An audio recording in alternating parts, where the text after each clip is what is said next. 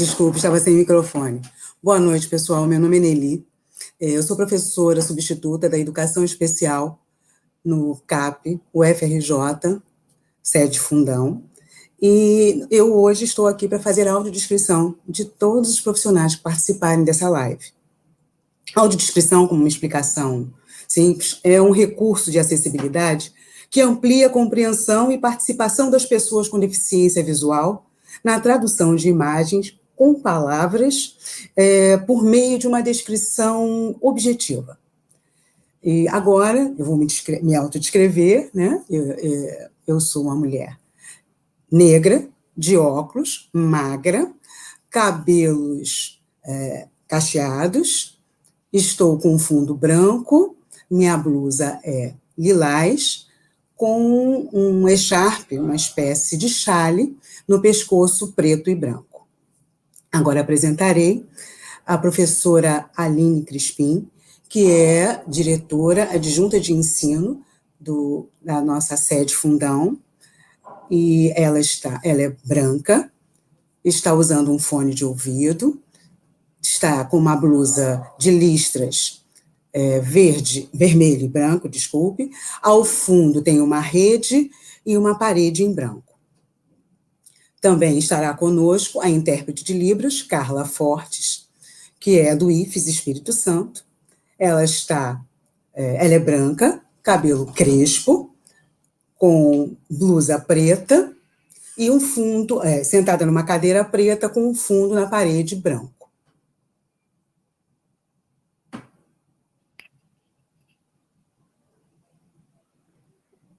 Boa noite a todos e todas. Conforme a Nelly falou, meu nome é Aline Crispim. Atualmente eu estou na direção adjunta da sede Fundão, como direção adjunta de ensino, juntamente com a professora Rafaela Vilela, que se encontra de férias. Bom, é com o coração cheio de alegria que eu faço a abertura dessa live. Essa live, ela é a primeira live, ela compõe uma sequência de transmissões ao vivo promovidas pelo segmento da educação infantil do Colégio de Aplicação da UFRJ. Essa sequência de lives faz parte de um conjunto de ações que foram pensadas para a manutenção de vínculos durante esse período de isolamento social, em que nós estamos impedidos, né, dos encontros presenciais no nosso colégio. A realização das lives com as famílias, com os licenciandos, com a participação de todos os interessados, elas vão ocorrer mensalmente com temáticas sobre a educação infantil. Né? Dentre essas temáticas, a gente tem temáticas, iniciamos com a educação infantil antirracista, mas temos temáticas de experiências literárias na primeira infância, educação infantil em tempos de pandemia, arte e movimento na educação infantil, dentre outras temáticas. Então, para iniciarmos, né, a gente tem hoje a live intitulada Educação Infantil Antirracista. Contamos com a participação da professora Lígia de Oliveira, da Prefeitura de Niterói, com a participação da professora Núbia de Oliveira, da Faculdade de Educação, e da professora Lohane Andrade, do Colégio de Aplicação da UFRJ. Eu gostaria de agradecer imensamente a todos os envolvidos para que essa live esteja acontecendo e agradecer imensamente a participação de vocês, convidados, que toparam o desafio. Né? Desejo a todos e todas uma ótima live, que nós possamos nos inquietar e refletir por essa temática que tanto nos afeta no cotidiano.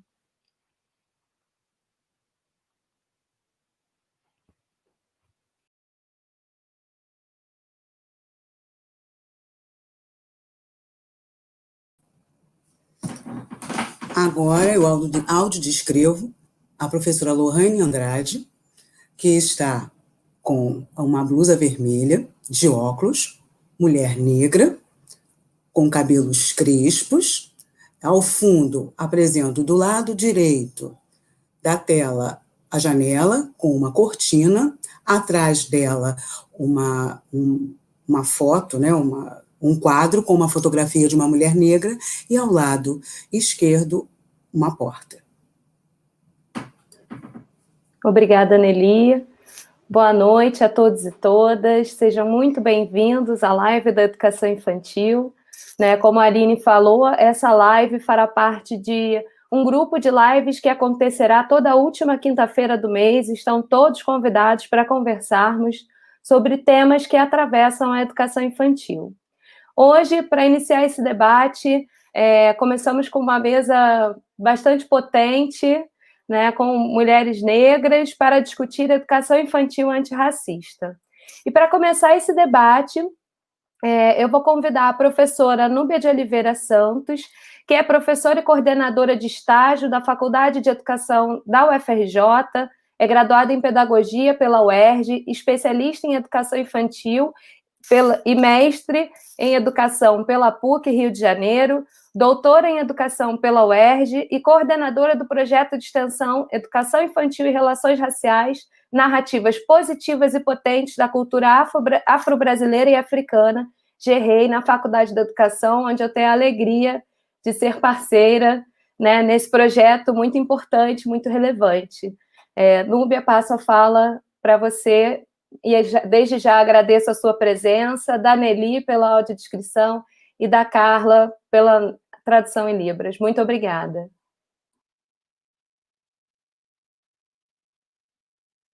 Você está sem microfone, Nelly. Desculpe. Agora eu autodescrevo a professora Núbia Santos, que está com uma blusa de renda preta, aberto, por cima um casaco preto. Ela é uma mulher negra, de cabelos crespos. Está ao fundo dela uma estante com livros, e do lado esquerdo uma base também da estante amarela, com alguns objetos, né? E aguardamos agora ela falar um pouco. Boa tarde, todos e todas. Primeiro, queria agradecer assim, o convite, né, e falar da alegria de fazer parte, né, abrir esse ciclo, né, de debates que está sendo iniciado aí com o CAP, Instituto de Educação Infantil. Né, eu acho que isso reitera a nossa parceria, né, eu, enquanto Faculdade de Educação, e que tem nessa escola, né, nessa instituição, um campo, né, de estágio importante e de super parceria, como Lohane já falou.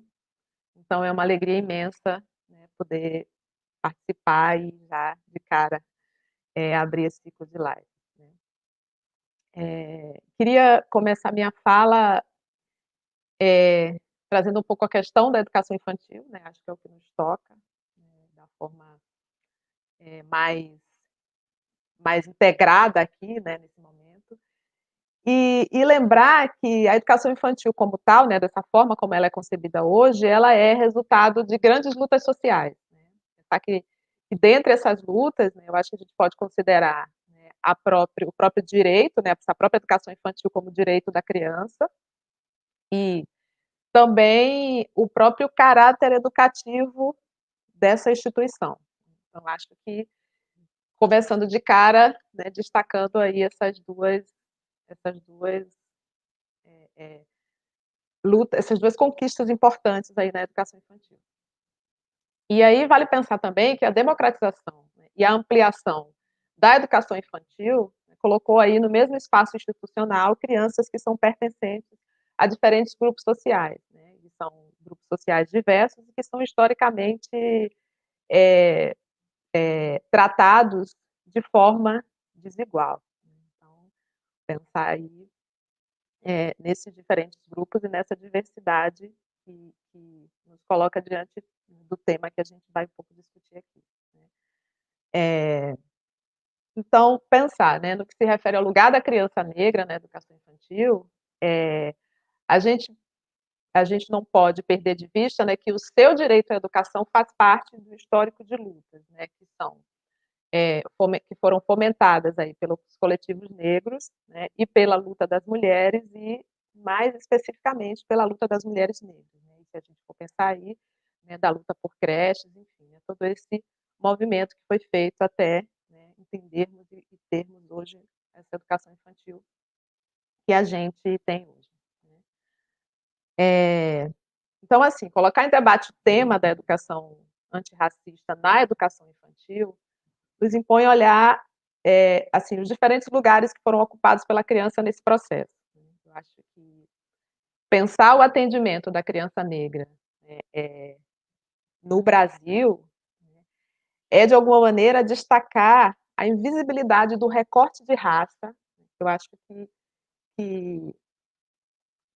tratam da trajetória desse atendimento, né, e que coloca a criança negra muito mais, né, no bojo da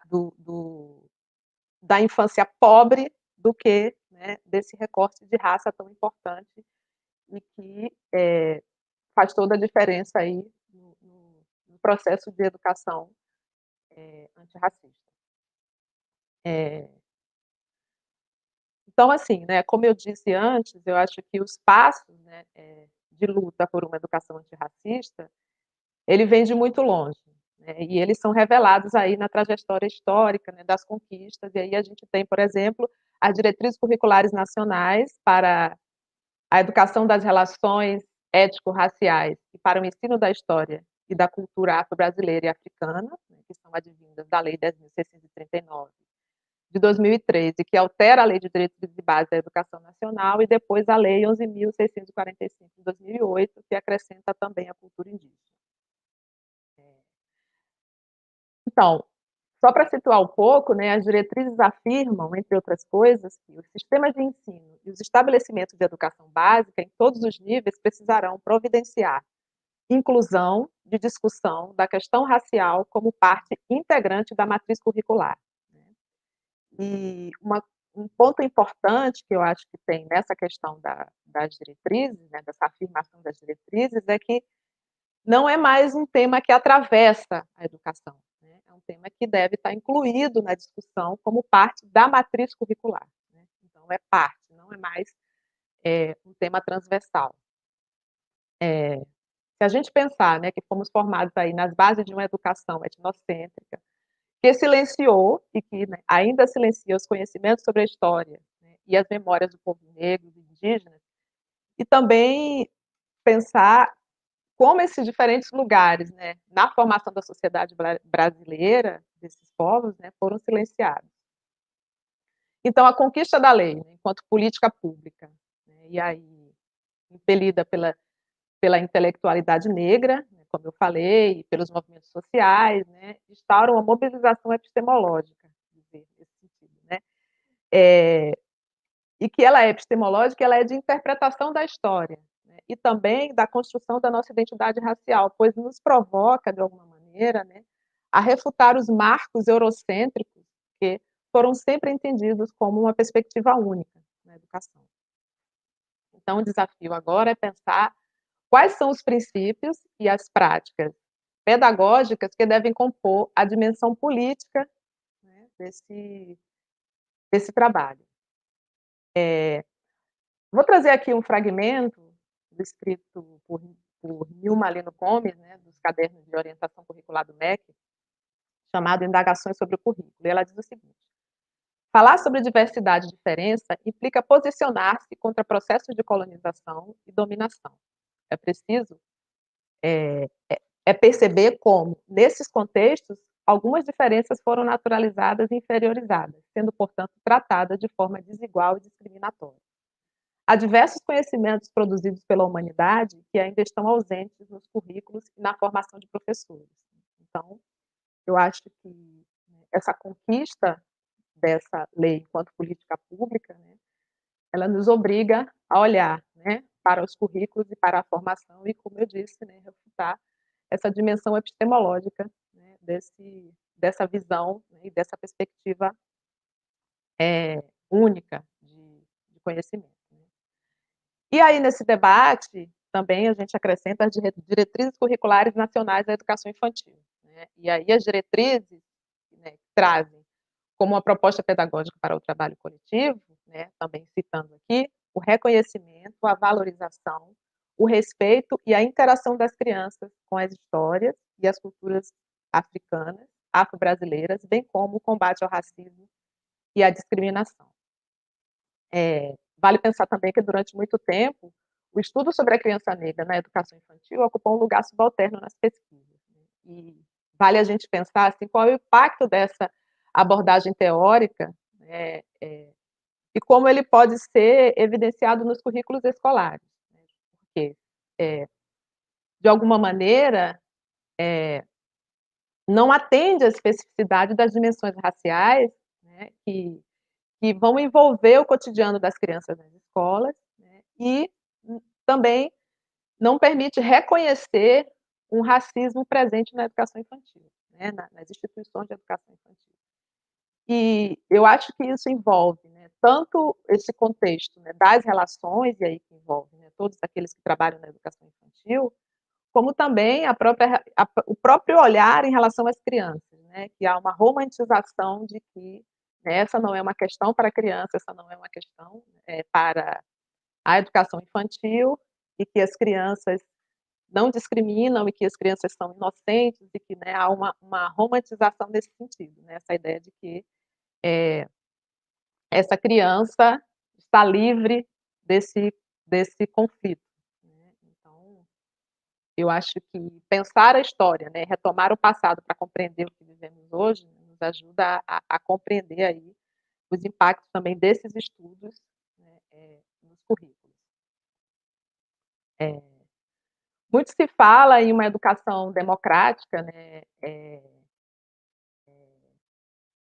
também uma educação que de alguma maneira seja antirracista, né, e aí a gente pensa assim, né, se essa educação democrática, né, se ela não envolve o combate ao antirracismo, né, o combate ao racismo, né, se ela não é antirracista, de modo algum ela vai alcançar, né, essa ideia de democracia.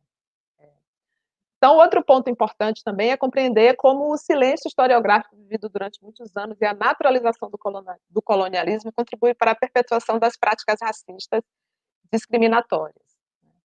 Uma coisa importante é pensar assim, né, como a gente também na própria escola, né, quando a gente aprende, como a gente estuda, que, né, a nossa herança é a herança escravocrata, né? Então, pensar que, né, a gente parte dessa ideia, e parte dessa ideia muitas vezes de uma forma imutável.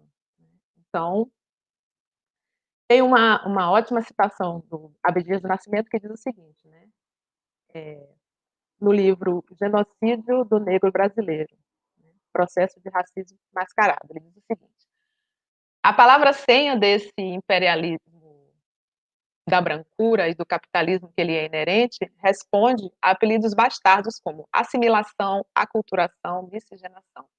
Mas sabemos que, embaixo da superfície teórica, permanece a intocada crença na inferioridade do africano e seus descendentes. Então, reivindica-se aí, né, o importante lugar da compreensão da história para orientar os currículos e as práticas da educação infantil. Entra também a importância de se pensar como a ênfase em referências negras contribui positivamente para ajudar na orientação e na construção da autoestima das crianças, e na revitalização também da autoimagem do povo negro. Isso eu digo também baseado no trabalho de Cavaleiro, né, que fala que no trabalho, no livro dela, né, muito conhecido, chamado Do Silêncio do Lar ao Silêncio Escolar, que fala desse silenciamento, né, desse conflito racial que existe nas escolas, e de como a criança de 4 a 6 anos apresentam muitas vezes uma identidade negativa em relação ao seu grupo étnico, né. Então, de alguma maneira, né, a criança se percebe, né, de uma forma que não é positiva. Então, pensar, né, como essas questões elas são importantes a partir do momento que a gente começa a trazer, né, os materiais, começa a pensar em estratégias pedagógicas que de alguma maneira rompa, né, com esse caminho que veio sendo seguido, isso nos coloca no caminho de uma educação que a gente pode começar a considerar como uma educação antirracista. Eu acho que vale a gente perguntar, né, quais os repertórios de pluralidade racial que nós oferecemos à criança pequena, né? E isso falando em termos de representatividade, isso falando em termos de narrativas positivas e potentes, né, da cultura africana e afro-brasileira e indígena, em termos de materiais, livros, de cultura e de produção de conhecimento. E aí pensar que o trabalho com a literatura infantil, em diálogo com os processos de valorização da identidade racial, é também um caminho muito importante. E aí pensar a literatura infantil, né, enquanto o livro da educação infantil, né, de que forma esse tema é abordado, né? De fato, os livros, né, que apresentam os personagens afro-brasileiros, né, e africanos, eles superam o viés do estereótipo ou, de alguma maneira, eles reproduzem esse viés. Né? Então, pensar como as obras e as atitudes, as atitudes e as estratégias pedagógicas, e aí em diálogos, né, com esse processo de valorização da identidade cultural, pode nos permitir um trabalho que a gente considere aí um trabalho antirracista. De fato, uma educação que combata, né, esse conflito nas escolas. Então, eu, já finalizando, né, eu acho que eu estou aqui contando meu tempo, já estou bem pertinho, eu acredito que é possível um projeto, né, de educação igualitário em que a escola, né, e aí pensando a escola de educação infantil, assuma um papel político no enfrentamento do racismo e da discriminação. E aí, eu acho que esse é um caminho que passa, né, pela formação de professores, né, esse é um caminho que passa por um engajamento pessoal, esse é um caminho que passa pelas políticas públicas, esse é um caminho que passa, né, por toda a sociedade. E aí, a educação infantil, como primeira etapa da educação básica, né, eu acho que esse é um dos caminhos importantes aí para a gente buscar essa educação, né, que seja democrática, né, e aí igualitária e antirracista. Enfim, eu agradeço, acho que passei uns minutinhos do meu tempo, peço desculpas.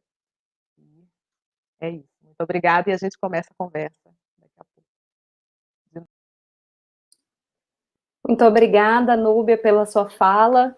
Trouxe muitas coisas importantes para a gente poder começar esse debate, né? Em breve vamos abrir para o público, logo após a fala da Lígia e a minha fala. E agora eu queria convidar a professora Lígia para conversar com a gente. A Lígia, que é professora e coordenadora pedagógica da educação infantil e professora alfabetizadora do município de Niterói, é mestre em educação pela Rural do Rio de Janeiro, pela Universidade Federal Rural do Rio de Janeiro, e doutora em educação pela UERJ. A Lígia é uma estudiosa das relações entre a educação e as expressões culturais afro-brasileiras. Muito obrigada pela sua participação, Lígia, seja bem-vinda.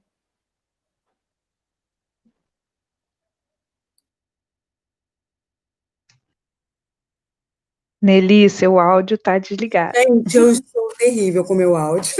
Eu tenho que deixar ele aberto. Então, vamos lá. A professora Lígia Fernandes é uma mulher negra, de óculos, com o cabelo crespo e preso para cima. Está com uma roupa estampada em tom amarelo e marrom, se eu vejo bem isso, amarelo e marrom estampado.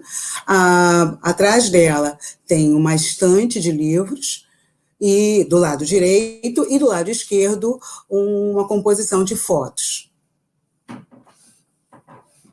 Obrigada.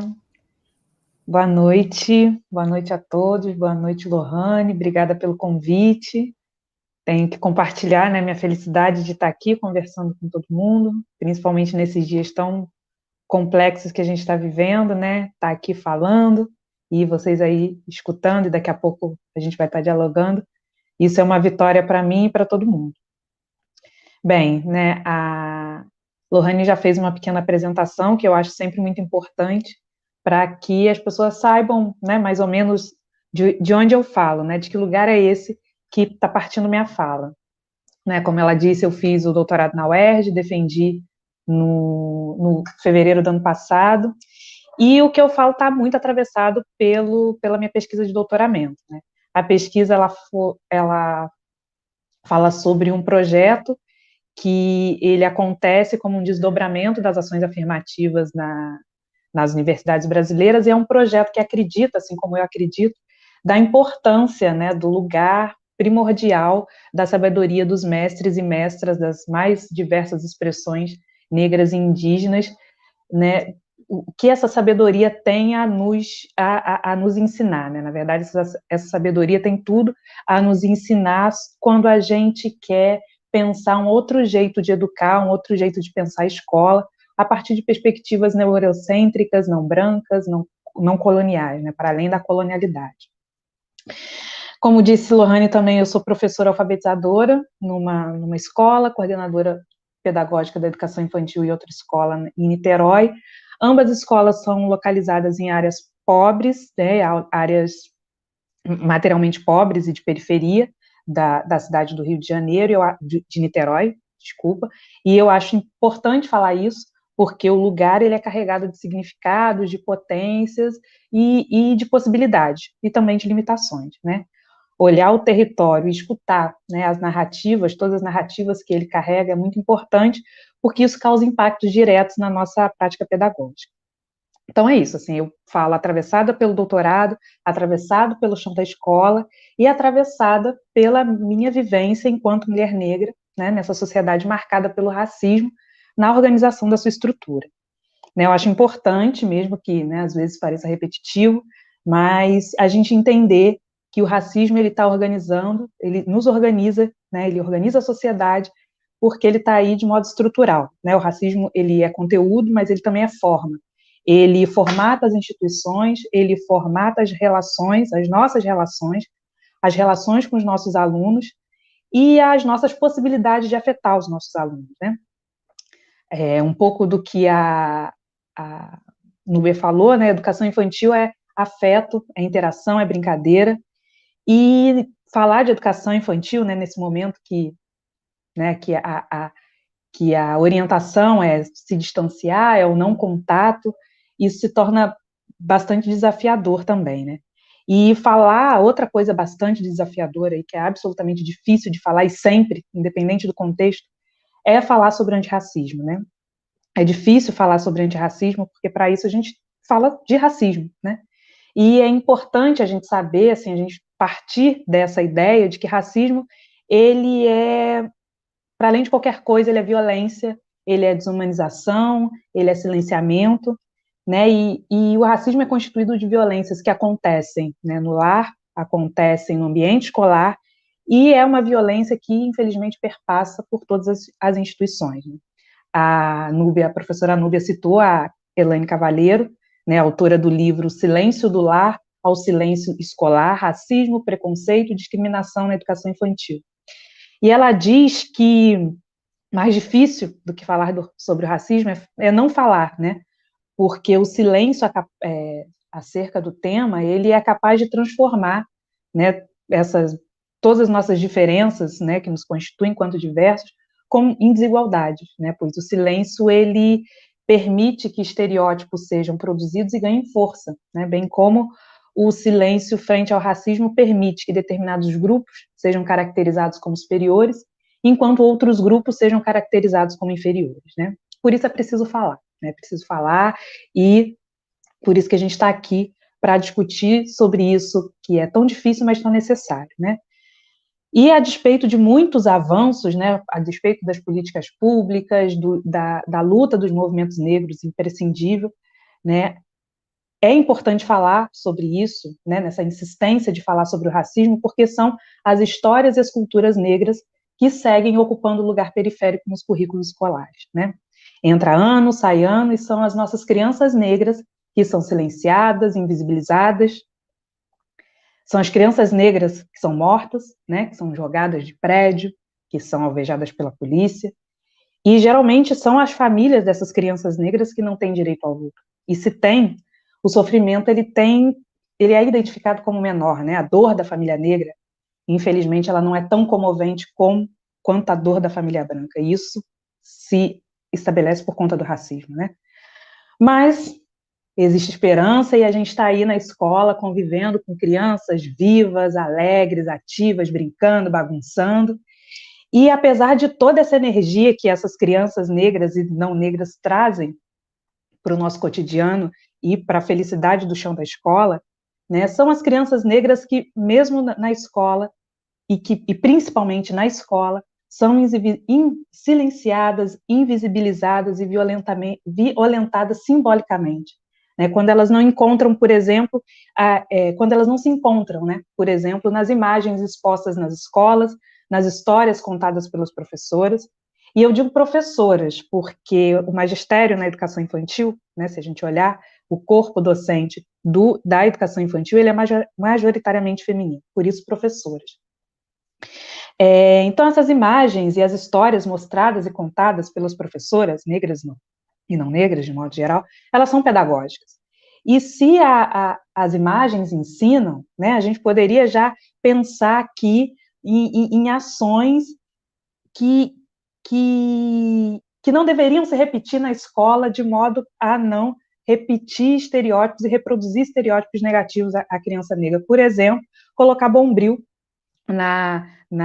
como se fosse cabelo, né, nas bonecas de papelão, nas bonecas de papel, aí vai lá e coloca o bombril na cabeça da boneca para parecer que é cabelo. Não, né? O bombril, ele carrega inúmeros estereótipos negativos para a nossa autoimagem e para a formação da identidade da criança negra, né? E a gente fala de imagens, a gente fala também de histórias, que é importante que as professoras revisitem, né, os livros, a literatura que tem sido utilizada na escola, e pense de que modo que essa literatura ela exalta e ela coloca as crianças negras, os sujeitos negros, os personagens negros como protagonista, né?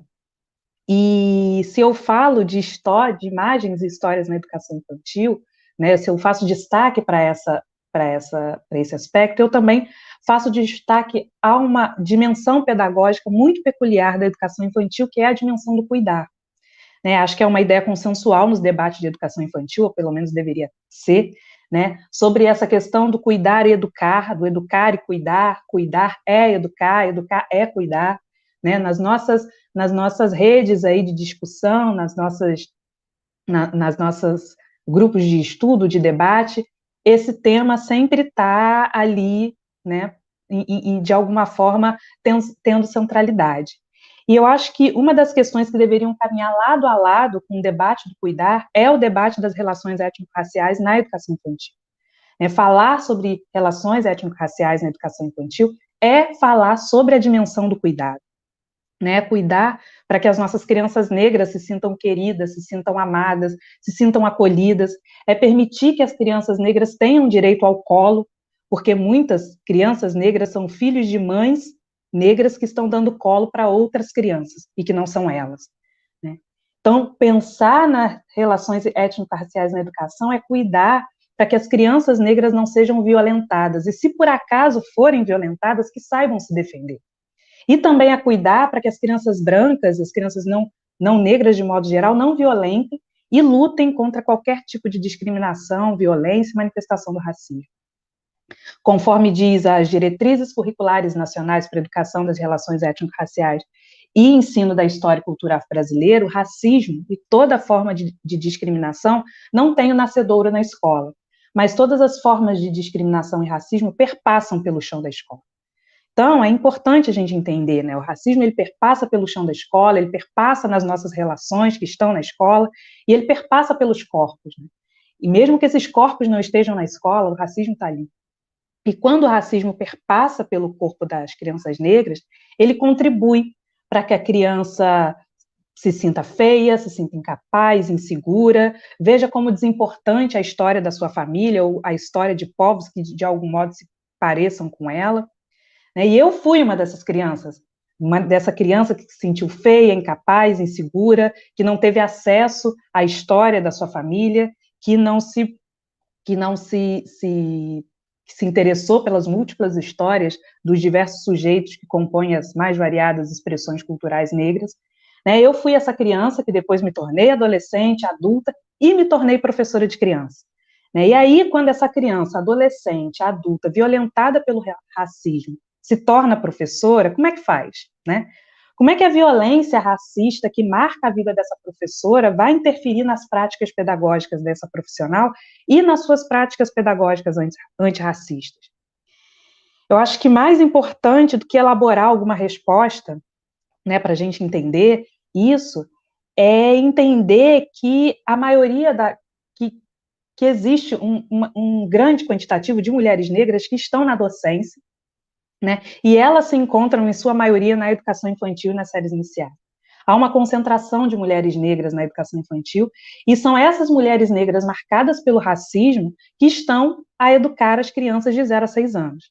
E se a gente pensar em educação infantil pública, de modo geral, são mulheres negras que estão educando crianças negras, né? E aí, para a gente pensar educação antirracista, educação infantil antirracista, é preciso a gente pensar no processo de formação de identidade dessa professora negra, pois muitas vezes o processo histórico de escolaridade dessa professora, ou seu grau de formação, não é compatível com o seu entendimento acerca das relações étnico-raciais na sociedade e o impacto que as relações étnico-raciais têm, né, na sua vida pessoal, porque entender as relações raciais na sociedade de modo geral e na escola de modo específico, é necessário investimento na informação. E aí a professora, e eu falo em especial a professora negra, que não investe em processos, ou que por acaso não tem a possibilidade de investir em processos e formações para pensar a sua trajetória, ou em pensar ou dar novos significados para a sua história e para a sua estética, essa professora poderá ter dificuldade de trabalhar as questões étnico-raciais com seus alunos. É preciso que nós, mulheres negras, né, sobretudo aquelas que estão na educação infantil, estejamos tentando, de algum modo, fazer as pazes com o espelho, né, e com a nossa história, para que sejamos capazes de educar crianças negras orgulhosas do seu pertencimento étnico-racial. Né, de algum modo, eu, Núbia, Lohane e outras mulheres negras que também estão à frente desse movimento aqui, né, desse evento online, né, certamente estamos nesse processo de elaborar novos significados para o que somos, né? E como é que a gente elabora esses novos significados? Obviamente, é por meio de formação, mas também é por meio dos coletivos, das redes de fortalecimento de apoio, né? Por leituras, por grupos de estudos, enfim. Né? E é isso, e é preciso entender que essa identidade é absolutamente subjetiva, então, assim.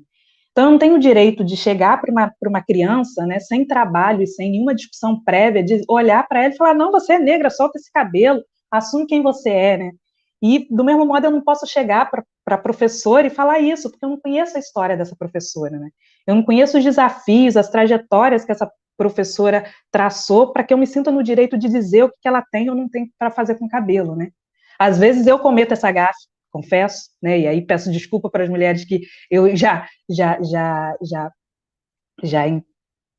me dirigi dessa forma, né? Mas é importante a gente se repensar e entender que o processo de formação da identidade de uma mulher negra, ele é múltiplo, ele é variado, e inclusive ele é muito dolorido, né? Então, o fortalecimento, a afirmação da identidade faz parte de um processo, né? Por isso eu defendo a importância da formação continuada e de espaços como esse na vida de professoras e, sobretudo, das professoras negras, né? Porque o fortalecimento da autoestima e a identidade da criança negra perpassa também pelo fortalecimento da identidade e da autoestima da professora, né? E eu penso que nessas formações continuadas, para além de tudo, né, que pode proporcionar de positivo e de potente para as professoras negras e não negras, para os alunos negros e não negros, é importante que nessas formações continuadas, nesses espaços de discussão, a gente consiga perceber o quão negro são os modos de fazer da educação infantil e quanto os nossos olhos são educados a não enxergar isso.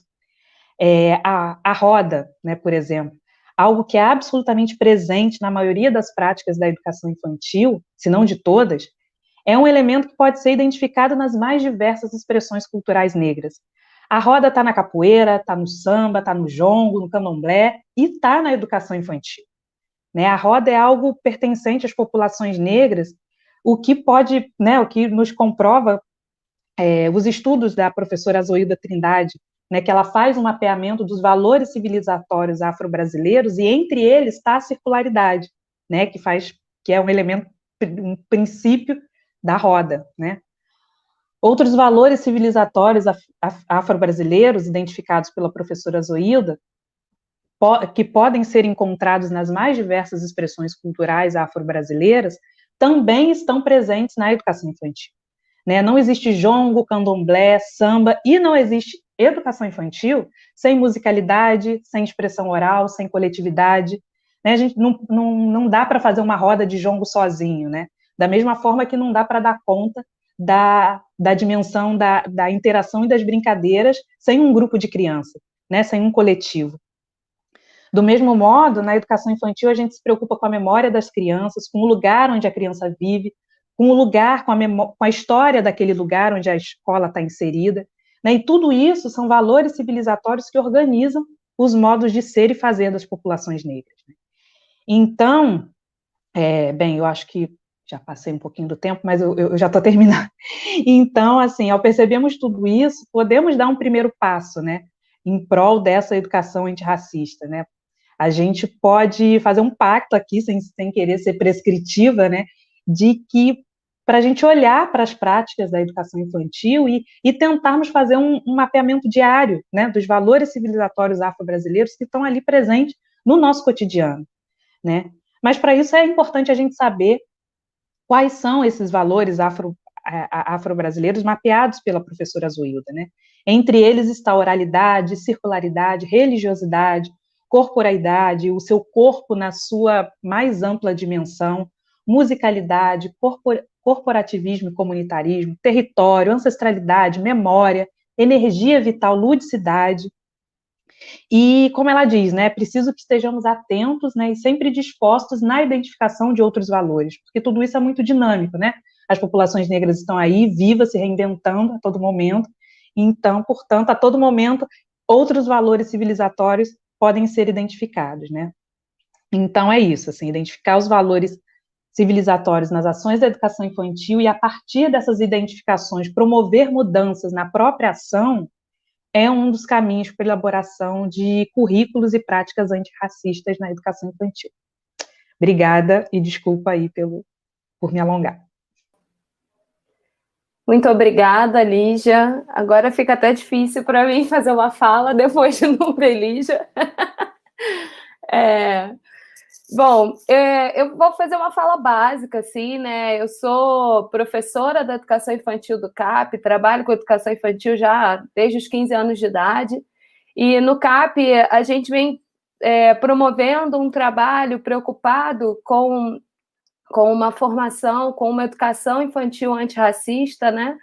E no CAP como um todo, eu faço parte do comitê de... Perdão... Desculpem, gente, é muito nervosismo. Comitê Permanente para Relações Étnico-Raciais no CAP, né, e faço parte do GEREI com a Núbia, onde a gente procura pensar, né, nesse comitê questões para o CAP como um todo, né, desde a educação infantil até o ensino médio, sobre as questões, sobre as relações raciais. E aí, nesse sentido, pensando especificamente nesse período de distanciamento social que a gente está vivendo na pandemia, o segmento da educação infantil, especificamente, vem produzindo propostas para o nosso site, CAP na Quarentena. Quem tiver interesse pode ir lá pesquisar. São lançadas propostas para as diferentes faixas etárias, né, propostas que são abertas, e é interessante também porque a gente consegue garantir, mesmo nesse período pandêmico, uma educação pública, laica e de qualidade, né, e agora online, mas não no sentido de uma educação à distância, mas no sentido mesmo de promover esses vínculos que, como a Aline falou inicialmente, né, a nossa direção adjunta. E aí eu vou pegar carona um pouco nessa fala da Lígia sobre o texto da Zoilda Trindade, quando ela fala desses valores civilizatórios afro-brasileiros importantes para a educação infantil. Entre eles, a gente tem a oralidade, né? E a Zoilda fala que falar e ouvir podem ser libertadores. Falar e ouvir sobre experiências negras, sobre histórias negras, são muito importantes para a construção desse protagonismo negro e desse processo de autoimagem que a Lígia falou, né? Também nessa dimensão, a Zoilda traz a dimensão da corporeidade, e falando dessa dimensão do cuidado com a possibilidade de trocas e encontros, né? Na educação infantil, o cuidado, esse cuidado que ele é corporal, ele é fundamental, né? E aí, apesar da gente estar nesse período de distanciamento, nossas propostas têm trazido à tona, as propostas do segmento da educação infantil e de muitos outros segmentos também do CAP, têm trazido à tona essa preocupação com uma educação antirracista, a valorização da cultura afro-brasileira, de artistas e autores afro-brasileiros, né? Se a gente for pensar especificamente na educação infantil, a gente está vivenciando agora o projeto Minha Casa é Maior que o Mundo, um projeto que foi elaborado pela equipe do segmento da educação infantil e que tem como um dos seus eixos de trabalho os aprendimentos antirracistas. Esse projeto é um projeto pautado na poesia de Manuel de Barros, e dentro dessas abas, né, a gente brincou aí com o termo aprendimentos proposto pelo autor, para que a gente possa tentar, mesmo nesse período de distanciamento social, continuar o debate, continuar a fazer com que as nossas crianças sigam tendo seus aprendimentos antirracistas. Não vou me alongar, eu acho que a gente precisa abrir para o debate, né? Eu gostaria de solicitar, então, agora a gente vai disponibilizar para que as perguntas sejam feitas e a nossa mesa, a nossa equipe retorna aí para a gente poder conversar um pouco sobre isso.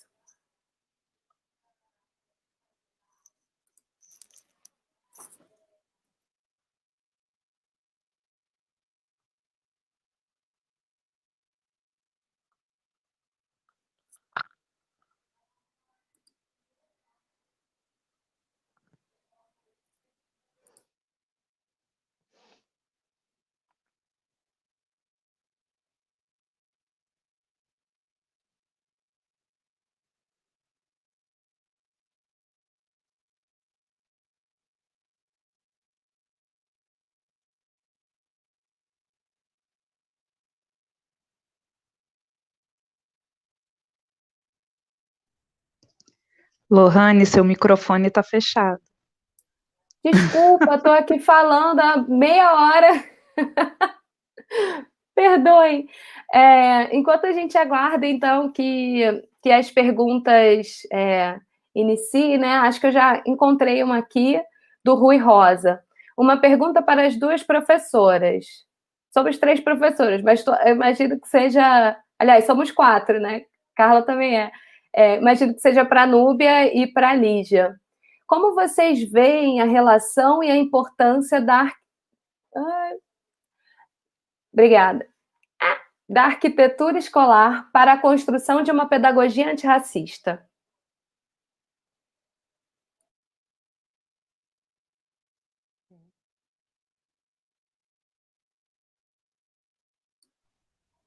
Quem vai primeiro? Posso começar? Quem vai primeiro? Obrigada. Bem, eu vivo, estou no chão da escola, vou para a escola, ou pelo menos ia para a escola, né, todos os dias, e falar de arquitetura, né, falar de espaço, é algo absolutamente importante para a gente pensar o cotidiano da educação infantil e falar sobre educação antirracista, porque a partir do momento que a gente pensa, né, que os valores civilizatórios afro-brasileiros, eles podem pautar as nossas práticas e fundamentar os nossos currículos, e dentro desses valores civilizatórios tem a dimensão do corpo, o corpo que já é contemplado, né,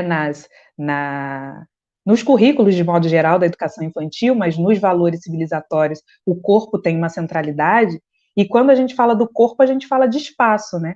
Que esse corpo, ele aprende no espaço, e que esse espaço, que esse território da educação infantil, ele tem que permitir que a criança, ela se expanda e se desenvolva e haja de modo que esse corpo seja integralmente integralmente potencializado, né? E pouco espaço, né? Pouco espaço, pouco contato com a área verde, e isso vai totalmente contrário, né? Dando continuidade ao que eu estava falando em relação aos valores civilizatórios afro-brasileiros, isso vai totalmente ao contrário do que as populações negras, nos quilombos, nos candomblés, vivem, né? Os modos de fazer, os modos de ser e os modos de fazer das populações negras está absolutamente vinculado ao território, né? E pensar que, historicamente, a nossa história é marcada por retirada, por desterritorialização, então pensar a dimensão do espaço é absolutamente importante quando a gente pensa que esse espaço, inclusive, ele tem história, né? Ele pode imprimir história no corpo das crianças e pode imprimir histórias nos currículos e, de algum modo, aquele lugar, ele nos dá elementos para que a gente elabore a nossa prática e, enfim, organize nossos planejamentos de modo geral. É isso. Posso falar um pouco? Então, né, acho que Lígia já falou bastante sobre, né?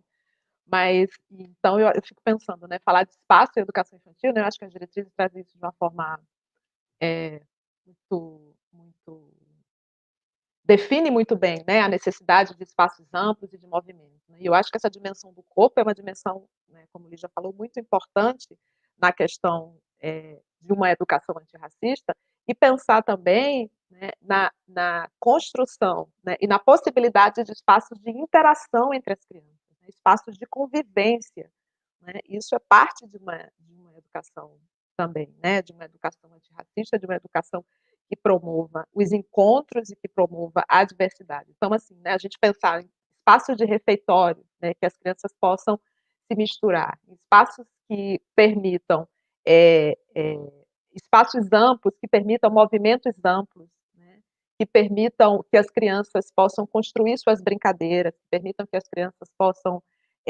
criar. Então, eu acho que toda essa ideia, né, de um espaço que não discipline o corpo, né, e eu acho que isso é uma crítica que a gente tem à educação infantil de uma forma muito forte, né, que é esse corpo disciplinado, né, que é uma herança nossa, né, esse corpo que precisa ser moldado e que, de alguma maneira, né, tem um corpo de trabalho, tem um corpo, né, de brincar, tem todo esse corpo que a gente vai exigindo das crianças. Então, é pensar, né, como esse corpo se expressa, né, e o que a escola promove, né, para a expressão dos corpos, né, e para a expressão de uma relação livre das crianças com os espaços, né, e com esses espaços que são importantes para a convivência, né, e para a criação, né, criação de brincadeiras e de movimentos que nos coloque de uma forma livre na escola. Acho que é um pouco isso. Obrigada.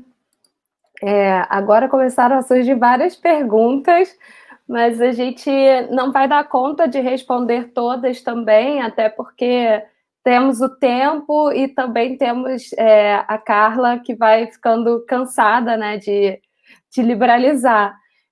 Então, agora eu vou passar para uma pergunta que é da professora Madeleine, e ela é uma pergunta que acaba se repetindo de outros modos, né, ao longo aqui das perguntas, mas ela fala, na prática, como podemos experimentar junto às crianças uma educação antirracista? E mais adiante tem uma outra pergunta que eu vou juntar um pouco, que fala sobre como pensar, né, a Renata Gomes pergunta, como pensar essa educação antirracista desse contexto virtual, né? E aí eu vou abrir aqui para vocês, e depois eu falo um pouquinho sobre como a gente tem feito nesse âmbito virtual.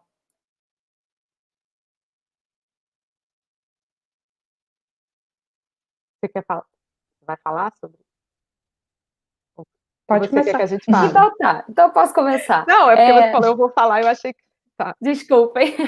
Não, eu acho que assim, nesse âmbito virtual, Renata, nós temos construído propostas que a gente está colocando lá no site CAP na Quarentena, né? E aí, depois a gente pode até disponibilizar aqui o site para que todos possam visitar, e aí a gente traz propostas para que as famílias possam vivenciar essas experiências com as crianças em casa, no isolamento, né? Então, assim, uma das últimas propostas que a gente propôs foi sobre as máscaras africanas, né? A gente fala muito sobre os super-heróis, as máscaras, mas e esses heróis africanos, né? Essas máscaras africanas que fazem parte dessa cultura e que a gente não tem conhecimento. Então, junto a isso, a gente traz ali exemplos das máscaras, a gente traz vídeos que explicam a história e a cultura de cada uma dessas máscaras para que as famílias em casa possam escolher, né, o modo como vão lidar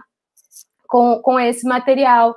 Mas é interessante também no sentido da gente poder compartilhar, né? Porque às vezes são coisas que a gente simplesmente não conhece ou não busca, porque também, enfim, por uma série de motivos, né? E aí a gente tem feito essas propostas lá no site, e estão todos convidados a futucar lá no site e encontrar, esse é o nosso site, a futucar e encontrar lá coisas interessantes. Pensando que os desafios, né? Que os desafios de pensar, né? Uma educação antirracista de forma presencial e de forma virtual são os mesmos, né? Eu acho que a gente está falando de uma nova modalidade de pensar a educação e de interação, né? Mas eu acho que se a gente tem, de fato, né, nas nossas estratégias pedagógicas, se a gente tem, de fato, né, nos nossos princípios, pensar essa educação, né, eu acho que sendo, né, de forma remota ou não, e eu acho que aí a gente tem, né, uma gama de críticas e também, né, assim, de pensamentos contrários em relação ao que seria uma educação remota na educação infantil, né, e como a própria Lohane trouxe, né, a gente está experimentando aí, né, formas de interação com as crianças, está experimentando formas de encontro, formas de lidar com essa criança. Então, pensar, né, se a gente pensa, né, presencialmente, e aí eu acho que a gente pode dar o exemplo do próprio CAP, né, da educação infantil, né, se pensa, né, e se tem um sentido para essa educação presencialmente, né, isso não fica de lado também, né, quando se pensa sobre outras possibilidades de interação, né, e aí com essas ferramentas tecnológicas, né, que a gente tem sido obrigadas a utilizar de uma forma muito, muito maior agora, né, nesse momento de isolamento.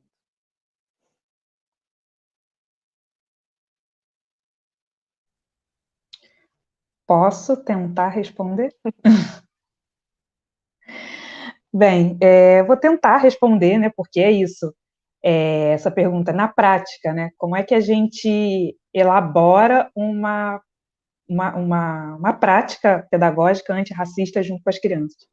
Eu acho que tem várias formas, mas, ao mesmo tempo, não é possível fazer uma fala prescritiva dizendo é isso ou aquilo, né? Eu acho que a gente tem que olhar para o nosso cotidiano, olhar para as crianças, ouvir as crianças, ouvir a narrativa, entender quais são os saberes e quais são as vivências que atravessam as crianças, compreender também esses saberes e esses atravessamentos que as famílias trazem. Eu acho que estar atento a isso é um caminho para uma prática pedagógica antirracista, né? Eu acho que ouvir as crianças e falar também sobre a questão do racismo, como eu iniciei minha fala. Eu acho que o silêncio é um dos elementos que contribui para que o racismo ele tenha a sua manutenção e ele se fortaleça na nossa sociedade. Então, assim, elaborar espaços dentro da escola para que a equipe possa falar sobre racismo e possa rever suas próprias práticas, né? Porque, às vezes, a gente tem o costume de dizer que a sociedade ela é racista, mas a gente tem muita dificuldade de olhar para as nossas práticas e dizer que as nossas práticas é racista, que eu vacilei naquele aspecto, que eu dei aquela escorregada, porque é isso. O racismo ele está na nossa sociedade estruturalmente, ele forma as nossas relações. Então, é impossível, dentro de uma escola, com uma diversidade de profissionais, com inúmeras formações, que ali, naquele espaço, o racismo ele não exista. Gostaria que não existisse, mas, infelizmente, ele existe e a gente precisa falar dele, né? E eu acho que outra coisa também é conhecer, é estudar, é entender outras formas de organização, ou melhor, olhar para as formas de organização das mais diferentes comunidades e coletivos negros, né? Olhar de como que a associação de moradores da escola, que está ali do lado da escola, que é uma escola que se insere, geralmente, né, uma escola que se insere dentro de uma comunidade negra, como é que essas pessoas se organizam? E como é que eu posso trazer essa organização dessas pessoas, desses grupos, para dentro da escola, né? Provavelmente perto das escolas, né? Geralmente as escolas públicas, ali perto, ou de algum modo, na vida das crianças. Elas frequentam algum terreiro de candomblé, terreiro de umbanda, grupos de samba, né? A gente precisa olhar para essas expressões culturais, compreender os saberes que perpassam essas expressões culturais, e que essas expressões culturais fazem parte da vida das crianças negras, principalmente, não negras também, mas são as crianças negras que são impactadas pelo racismo diretamente, e é com esse olhar, com essa sensibilidade que a gente tem que olhar para essas crianças e perceber, como eu falei na minha fala, que essas crianças são as que têm menos direito ao colo, né? Eu penso nas crianças da escola onde eu sou coordenadora de educação infantil. É uma escola onde a maioria das crianças são negras e as crianças são deixadas ali, e muitas das mães ou dos responsáveis são cuidadoras de outras crianças na casa de outras pessoas e estão dando colo para outras crianças. Então, assim, eu acho que a prática antirracista, ela não tem uma receita, mas eu acho que o nosso cotidiano, ele nos dá muitas pistas de como que a gente pode elaborar e desenvolver essa prática, sobretudo nos olhando e buscando. O racismo, ele se dá na relação, né, e as relações, elas vão se tornando mais complexas e diferenciadas a cada momento. Então, a gente sempre tem que estar atento a essa atualização mesmo das práticas racistas, né? O que às vezes é muito difícil, né? Porque às vezes a gente fala, poxa, agora eu acerto. E aí, quando a gente vê, a gente descobriu que o racismo ele se transformou em outra narrativa, e a gente tem que repensar aquilo que a gente fazia, que achava certo num determinado tempo histórico, ele, em outro momento, ele não funciona mais. É isso. E posso só dar uma Muito obrigada. Vai, Núbia.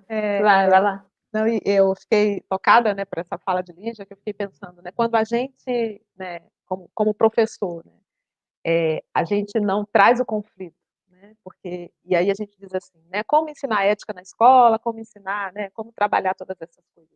Isso está no cotidiano.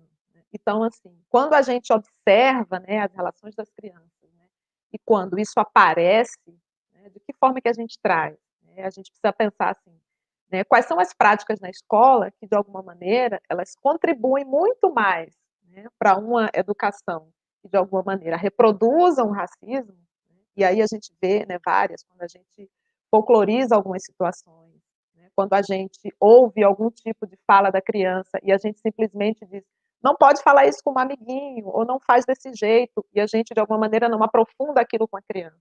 A gente não acredita que a criança seja capaz de escutar e de trazer suas questões. Então, assim, uma escuta, né, essa conversa, esse olhar para essa criança e, ao mesmo tempo, essa escuta também. Né? E a gente não tem resposta. Né? Eu me lembro a primeira vez que eu me deparei com uma situação dessa entre as crianças, né, e aí o que eu fiquei, o que eu sempre digo, né, na universidade, a gente não pode deixar passar. Né? Passar assim, a gente não pode dizer, olha, nada aqui aconteceu, e não, a gente tem que trazer. A gente tem que colocar na pauta, colocar na conversa, conversar com as crianças, ouvir as crianças e observar, né? Porque o racismo, né, ele está no nosso discurso, ele está na nossa construção de pensamento, né? Da forma como a gente olha as coisas, a forma como a gente fala sobre as coisas, a forma como a gente lida com aquela criança. Então, assim, né, a formação ela é importante, que ela vai nos dar um repertório muito maior. Ela vai nos ajudar, ela vai de alguma maneira, nos dar mais segurança em algumas situações, mas, ao mesmo tempo, a gente só vai poder, né, de fato, exercer isso que a gente está chamando de uma educação que seja antirracista, na prática mesmo, né? Enfrentando, se engajando e nos colocando como parte disso, né? E não como alguém que, de alguma maneira, vai estar de fora ali falando para a criança, ou isso, mas colocando dentro, né? Como parte de todo esse processo. A outra pergunta que a gente tem aqui é isso, nós temos muitas perguntas, né? Mas como essa live se propõe também a um diálogo com as famílias, né, responsáveis pelas crianças do CAP, a gente fez a opção por trazer uma pergunta da Ana Satamini, que é mãe de uma das nossas crianças, né? Era da minha turma, era o Benjamin. E a Ana pergunta, ao longo de minha prática como professora, vi a escola, infelizmente, como local em que o racismo era ensinado, no sentido que as falas racistas eram praticadas diariamente. Como lidar com estas realidades, né? A Ana é isso, além de mãe do CAF, ela é também professora, né? E é muito importante para a gente ter esse retorno e conseguir estabelecer esse diálogo aqui com as famílias do CAP, né? A gente agradece aí a participação da Ana e de outras mães também, que eu vi por aqui, companheiras de outras escolas, companheiras aí da educação infantil. Muito obrigada. Infelizmente, a gente não dá conta de responder todas as perguntas, né? Eu acho que a live, como ela mesmo se propõe, para promover esses encontros, para promover esses diálogos. Então, a gente finaliza aí com a pergunta da Ana, e mais adiante teremos outras lives, né? Tinha uma pergunta também da Célia sobre como as artes cênicas, a dança, também poderiam promover essa relação antirracista, e a gente vai ter uma live que vai falar especificamente sobre artes visuais e dança, e aí a gente pode tentar trazer um pouco mais essa questão antirracista também para esse diálogo, né? Por enquanto, então, a gente finaliza aqui com a pergunta da Ana, já vou agradecendo a todo mundo pela participação, depois a gente finaliza. Mas, Núbia e Lígia, e aí, como é que a gente lida com essa realidade, né, desse racismo que é ensinado? Eu fico um pouco pensando, né, ensinado em que sentido, né? Se ele é estruturante, se ele está, né, se ele está aí na sociedade, se ele estrutura nossas relações, né, e de que maneira ele é ensinado, né? Ele já está ali, né? E a questão nossa agora é como desensinar, talvez. Então, lidar, e eu acho que aí, né, a pergunta, ela vem colada a isso, né? Eu, como professora, percebi isso. E aí, uma questão importante que eu acho que a gente pode colocar aqui é assim, isso é tema de formação, isso é tema de reunião de professores, né? Isso é tema, isso é uma mudança de conhecimento, né? Então, assim, é pensar como, né, se a gente lida com isso e a gente ter, né, uma equipe dentro da escola, né, que de alguma maneira tenha confiança para lidar com isso e que a gente possa falar com os nossos colegas em relação a isso, né? E quando a gente fala ensinada, né, e aí, assim, né, quem a gente envolve quando a gente traz essa discussão para os espaços né, de formação dos professores dentro da escola, né, os nossos espaços de formação. Quem a gente envolve? A gente envolve a escola toda, né, a gente envolve todos os que trabalham na escola, né, ou são só os professores?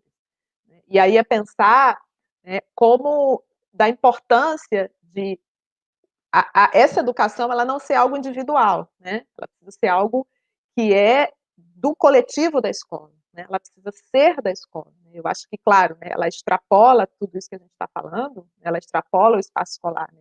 Na medida em que, né, ali é um espaço que a gente se encontra, que a gente se reúne, mas, ao mesmo tempo, é pensar que, né, se esse é um pensamento, né, se essa é uma uma possibilidade que é individual, né, e aí a gente já observou muitas vezes algumas atividades assim, né, que se coloca na escola como, né, uma atividade antirracista que a gente faz, e no meio daquela atividade aparece uma fala que revela que parece que aquilo que a gente fez, né, não nos tocou em algum lugar aí do nosso trabalho. Então, é pensar assim, isso precisa ser espaço, né, como a gente falou, de fala, de conhecimento, precisa ser espaço de discussão, precisa ser espaço de investigação, né, e precisa ser espaço de combate. Então é isso, né? Se a gente vê, a gente precisa combater.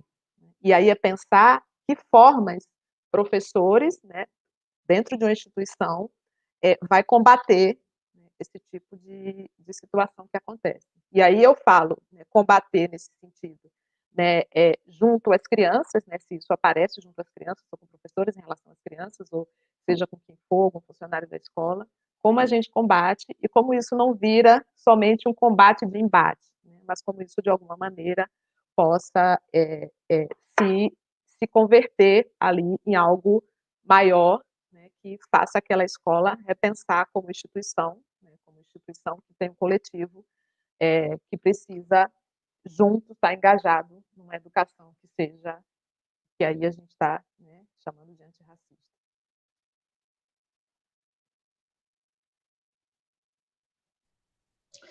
Bem, acho que é minha vez, né, de responder aí mais uma pergunta que não é fácil, assim. Cada pergunta que é feita já lança um desafio e é um desafio responder, porque nas minhas próprias falas eu vou repensando tudo que acontece no cotidiano e tudo que ainda falta muito para que a gente chegue próximo ao ideal, próximo a algo sonhado, né? Eu falei na minha fala, a Núbia, né, destacou isso novamente, e eu acho importante a gente estar com isso muito entendido, que o racismo ele é estrutural e ele é estruturante, né? Então, assim, ele está aqui na sociedade, formatando as nossas relações, e como eu disse em algum momento na minha fala, de acordo com as diretrizes, o racismo não tem o nascedouro na escola, mas perpassa por todos os cantos da escola, na sala de aula e nos espaços que não são sala de aula, por exemplo, no refeitório. Né? Se a gente olha para o refeitório, no refeitório, as profissionais que são responsáveis pela limpeza e manutenção do espaço são majoritariamente pessoas negras. E qual é o lugar dessas pessoas no processo de decisão dentro de uma escola, dentro de uma instituição? Não é fácil incluir esses sujeitos, essas educadoras, dentro dos processos decisórios da escola, mas acho que é também um desafio que a gente precisa encarar para quando a gente pensa a práticas uma educação antirracista, porque a gente pensa a discussão com os professores, a gente pensa a discussão com os pais, a gente pensa projetos elaborados na escola ao longo do ano, né? Porque não adianta chegar lá em novembro e fazer atividade e falar, olha só como é que minha prática antirracista está maravilhosa, né? Não estou dizendo que não é para fazer atividade em novembro, mas a atividade de novembro ela tem que ser uma culminância de tudo aquilo que foi desenvolvido ao longo do ano. E ao longo do ano, nos diversos espaços que compõem a escola, né? Porque a gente percebe que determinadas pessoas têm poderes de decisão dentro da escola e outras pessoas não têm poder de decisão dentro da escola. Né? Algumas pessoas dentro da escola têm nome e outras pessoas são só chamadas de a tia da cozinha, a tia da limpeza. Né? Apresentar essas pessoas para a criança, nomear essas pessoas para as crianças, mostrar que essas pessoas têm história e que o trabalho delas dentro daquela escola é imprescindível. Na escola a gente sempre vive esse dilema, né, esse drama. Se acontece alguma coisa com a cozinha, ou se acontece alguma coisa com o pessoal da limpeza, a escola não funciona.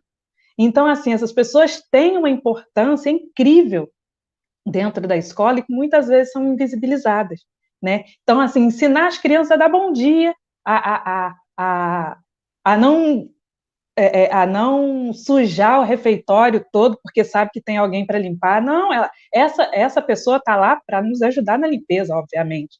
Mas as crianças também têm compromisso e respeito com o trabalho dessas pessoas. Então, assim,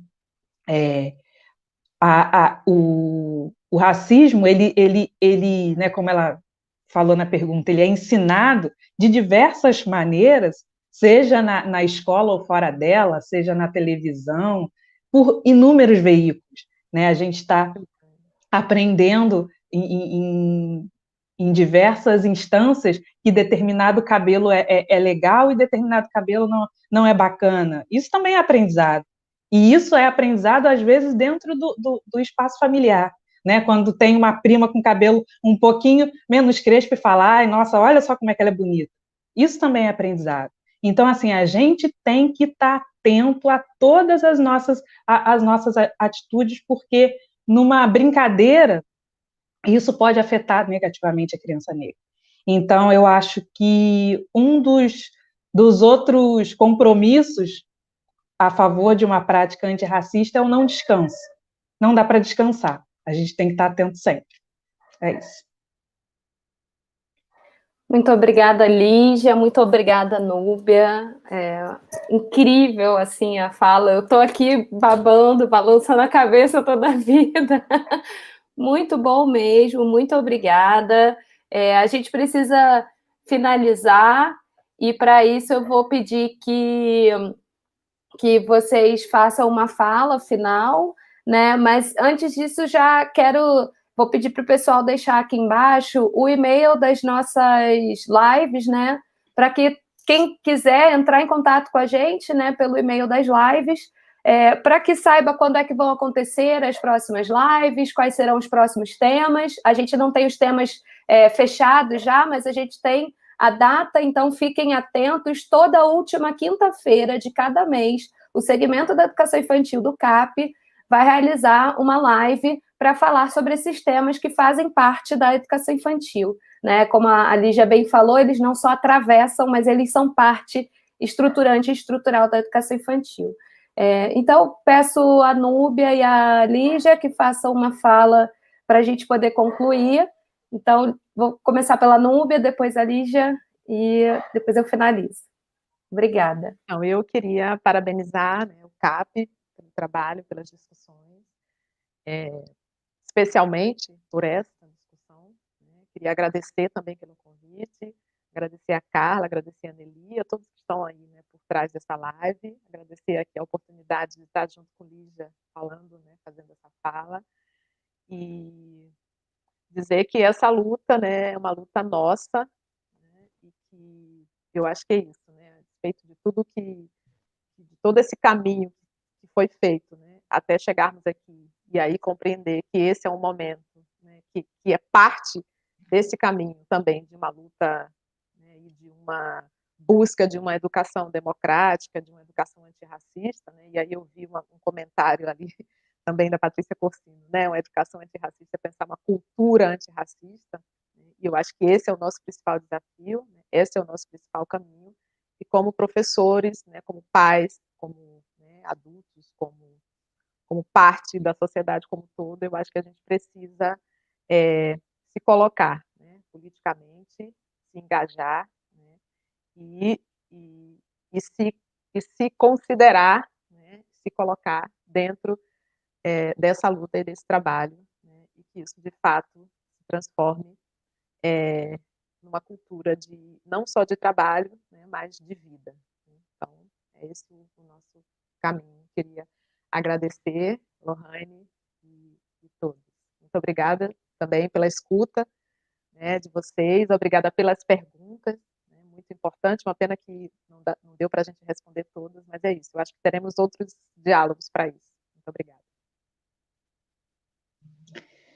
Bem, agradecer, muito obrigada pelo convite. Daniele, que está aí nos bastidores, muito obrigada por ter me convidado. Lohane, obrigada por ter aceito, né, a sugestão de Daniele ter apostado na minha presença aqui nesse espaço como uma forma de contribuir para o debate. Eu vou, né, tô aqui finalizando minha fala, mas fazer um breve comentário sobre alguns comentários que eu vi subindo aqui na tela. É rápido, né, não dá muito para ver, mas a Luciana fez alguns comentários muito interessantes sobre a questão da formação continuada, né, que a importância da formação continuada na formação, né, nesse processo de formação e de compreensão da identidade da mulher negra, né.